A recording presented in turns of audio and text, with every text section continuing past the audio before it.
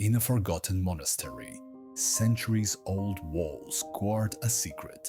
7 rules, etched in hushed tones, whispered behind cloistered doors, promised to rewire reality. They say in 30 days, your brain changes. Embrace these, and nothing will ever be the same. Welcome to the Monk's Code.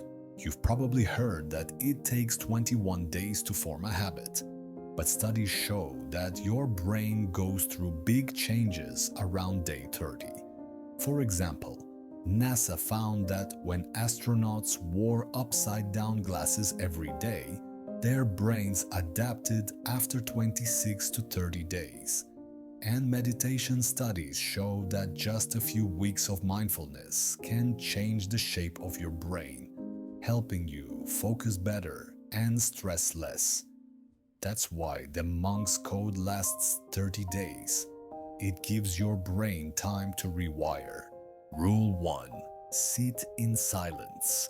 The first rule may seem too simple, but don't let that fool you. Sit in silence, just for 5 minutes a day.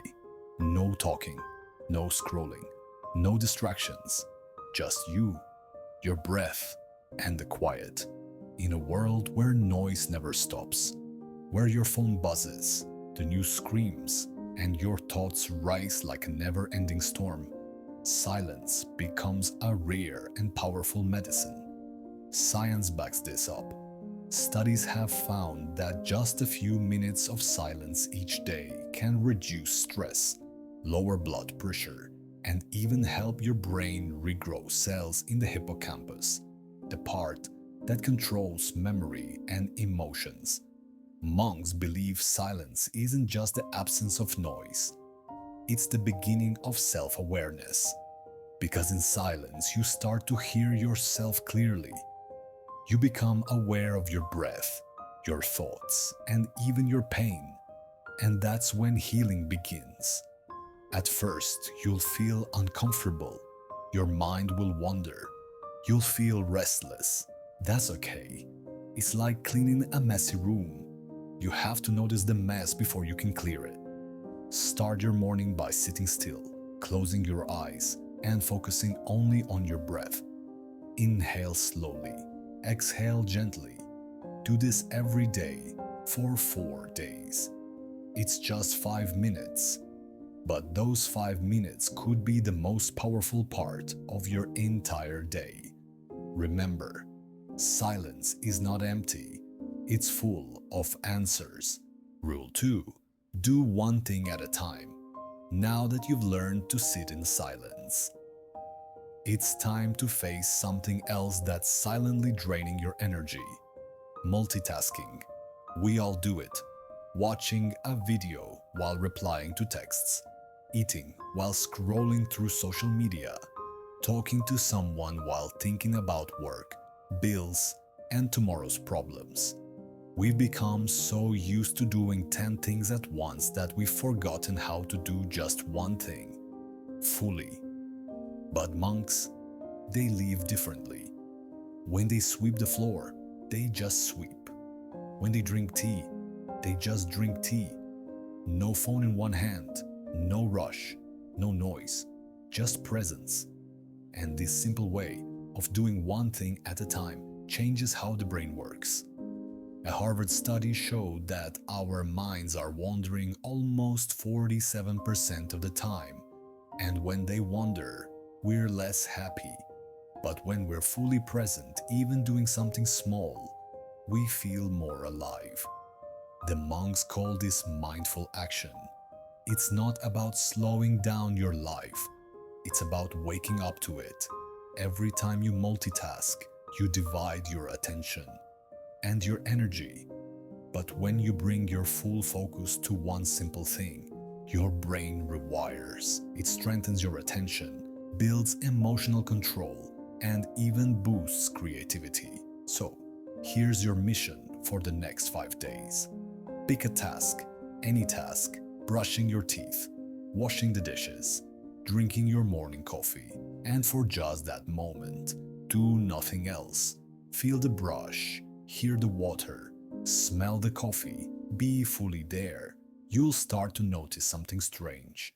Things feel slower, but richer. You start enjoying the smallest moments. You stop rushing and start experiencing. And as you do this, your mind becomes clearer. Your stress goes down, and you start taking control of your life, one simple action at a time. Remember, monks don't move fast, they move with intention. You don't need more time, you need more presence, and it begins with doing just one thing fully. Rule 3: Watch your thoughts. By now, you've learned to sit in silence. You've slowed down and focused your mind. But there's something even deeper happening inside you. Something that controls how you feel, what you do, and even who you become. Your thoughts. Every day, you think around 60,000 to 70,000 thoughts. Most of them are the same as yesterday. And here's the scary part. According to research from the National Science Foundation, around 80% of those thoughts are negative. Worry, regret, self-doubt, overthinking. It's like your brain is running a movie on repeat. But monks, they learn a skill that changes everything. They don't fight their thoughts, they watch them, like clouds passing in the sky, like leaves floating down a river. They understand something most people never realize. You are not your thoughts. Just because your mind says something doesn't mean it's true. Your brain might tell you, I'm not good enough. They don't like me. I'm going to fail. But what if that thought is just a cloud, a moment, not a fact? Neuroscience now proves what monks have known for centuries. When you observe your thoughts without reacting, a powerful shift happens in the brain. The amygdala, the fear center, calms down. The prefrontal cortex, the decision maker, becomes stronger. You start gaining emotional control. You stop being a slave to your inner storm. And here's how to do it. Sit still. Close your eyes. Let your thoughts rise and fall like waves. Don't judge. Don't fight. Just notice. When a thought comes, ask yourself, is this useful right now? Would I speak this way to someone I love? Is this helping me grow?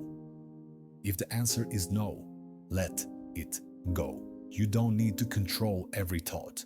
You just need to stop letting them control you. Over the next 5 days, take 10 minutes each day to practice this. Just 10 minutes to stop the mental noise and learn the quiet power of observation. In time, your mind will stop attacking you and start working with you. Because when you learn to watch your thoughts without fear, you unlock a freedom most people will never find. This is how monks face chaos and remain calm. Not by shutting out the storm, but by learning to stand still. Right in the middle of it. Rule 4. Practice kindness. So far, you've sat in silence. You've learned to focus. You've even started to watch the storm of your own mind. But now, it's time to reach beyond yourself. Because this next rule is the one monks say can soften even the hardest heart. Sounds simple, right? But don't underestimate it. In monasteries, monks train in kindness the same way warriors train for battle. They believe kindness isn't weakness, it's inner power. Not forced, not fake, but a quiet decision to meet the world with compassion. And science agrees. Every time you show kindness, your brain releases oxytocin, the love hormone. It lowers your blood pressure, reduces fear, and builds trust.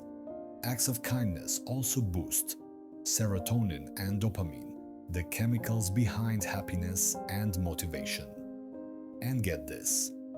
In a study from the University of British Columbia, People who performed kind acts for 6 weeks showed a significant reduction in anxiety and depression. Kindness doesn't just change others, it literally rewires your brain. But here's what monks know that most people forget. Kindness is most powerful when it's unexpected, when it's done without needing anything back, holding the door, smiling at a stranger, leaving a kind note, forgiving someone who never apologized. These moments seem small, but they send shockwaves through your mind and the world around you. Because every time you act with kindness, you're training your brain to see the good. You stop thinking, what do I get? And start asking, what can I give? And that question changes everything. Over the next 5 days, do one kind thing each day. You don't need to record it. You don't need to post it. Just do it from the heart. Make someone feel seen. Make someone feel safe. And notice what happens inside you. Less stress, less ego, more peace. Because the truth is, a kind life is a strong life. The world may try to harden you, but when you choose kindness, you stay soft. And in softness, there is power. Remember, the strongest warriors don't raise their voices, they raise their hearts. Rule 5.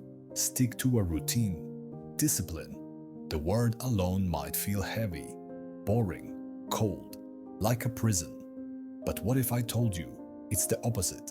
What if discipline isn't a prison, but a key? A key to freedom. Freedom from stress. Freedom from mental chaos. Freedom from the version of yourself that keeps breaking promises. Monks live by rhythm. They wake, train, eat and meditate at the same time every single day.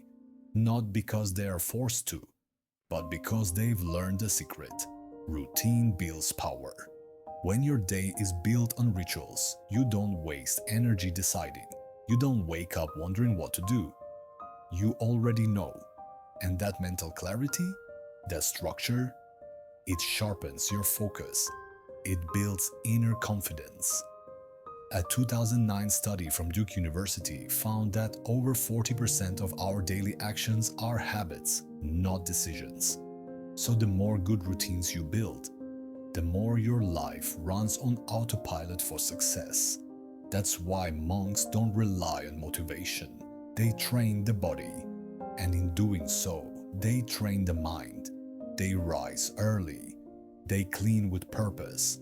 They walk in silence. Not because these things are glamorous, but because they create order where the world brings chaos. And you can begin with just 2 small actions each day. Wake up at the same time, no snooze. Do one intentional thing. Read, stretch, walk, breathe.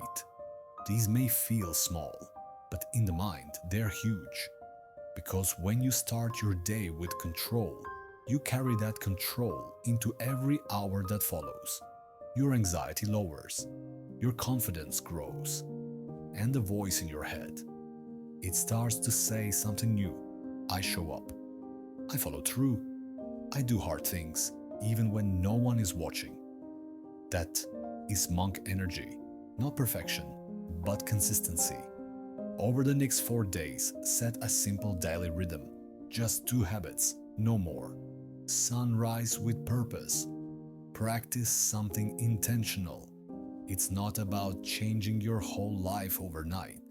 It's about taking control, one day at a time. Because when you train your body, you start to master your mind. Rule 6. Ritualize your days. There's something monks do that most people in the modern world ignore. Something simple, quiet, even sacred. Ritual, not religion, not routine. A ritual is a small, intentional act done with full attention. You're not rushing, you're not scrolling, you're present. A monk might light a candle each morning, not for light, but for clarity. Another might slowly sip tea, not for the taste, but for stillness. In that moment, nothing else exists. No future, no past, just now. And that is where the power lies. Because the brain craves meaning, and when you turn a small action into a sacred space, the mind begins to change. You start your day not with chaos, but with intention. Rituals help you slow down in a world that's always rushing. They teach you to appreciate the little things, to be grateful, to be calm. According to Harvard researchers, even just 2 minutes of mindful ritual can reduce anxiety, boost emotional regulation, and increase resilience. Why? Because your brain interprets these acts as signals of safety, stability, and control. So here's your task.